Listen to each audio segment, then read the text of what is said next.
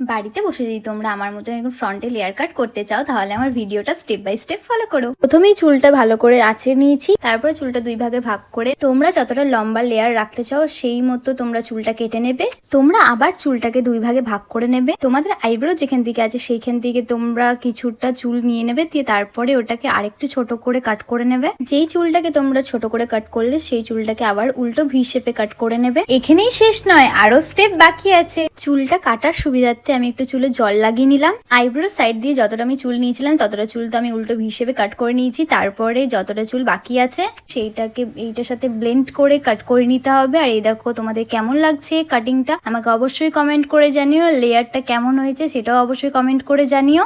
আমার long hair trim করার ভিডিওটা আমার চ্যানেলে আপলোড করা আছে, তোমরা গিয়ে দেখে নিও। তোমরা যদি হেয়ার রিলেটেড আমার চ্যানেলে ভিডিও দেখতে চাও তাহলে আমার চ্যানেলটাকে ফলো করে আমার পাশে থেকো। তাহলে আজকের ভিডিওটা এইটুকুই, দেখাচ্ছে নেক্সট ভিডিওতে। টাটা।